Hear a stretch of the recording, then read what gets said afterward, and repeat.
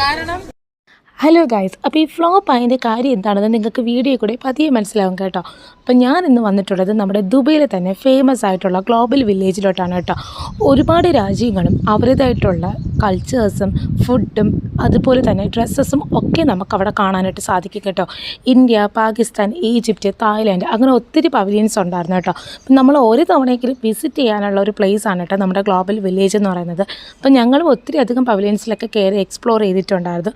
First ഞങ്ങൾ ഇന്ത്യയിലാണ് കേട്ടോ കയറിയിട്ടുണ്ടായിരുന്നത്. അപ്പോൾ അവിടെയൊക്കെ ഒന്ന് ചുറ്റിക്കറങ്ങിയതിന് ശേഷം ഞങ്ങൾ അടുത്ത പവലിയനായ നമ്മുടെ ചൈനയിലോട്ട് കയറിയിട്ടുണ്ടായിരുന്നു. അപ്പോൾ ഓരോ രാജ്യത്ത് ചെല്ലുന്ന ഒരു ഫീലാണ് കേട്ടോ നമുക്ക് അവിടെ കാണാനായിട്ട് സാധിക്കുന്നത്. അവരുടേതായിട്ടുള്ള ഓരോ ഡ്രസ്സസ് ആയാലും അതുപോലെ തന്നെ ഫുഡായാലും. ഇപ്പം എനിക്ക് തായ്ലാൻഡിലെ മാംഗോ സ്റ്റിക്കി റൈസ് ട്രൈ ചെയ്യണമെന്ന് ഭയങ്കര ആഗ്രഹമായിരുന്നു കേട്ടോ. അങ്ങനെ ഞങ്ങൾ മാംഗോ സ്റ്റിക്കി റൈസ് മേടിച്ചിട്ടുണ്ടായിരുന്നു. അപ്പോൾ അത് ട്രൈ ചെയ്ത് കഴിച്ചിട്ടുള്ള ഒരു ഫീഡ്ബാക്ക് കേട്ട് നോക്കണേ നിങ്ങൾ തന്നെ.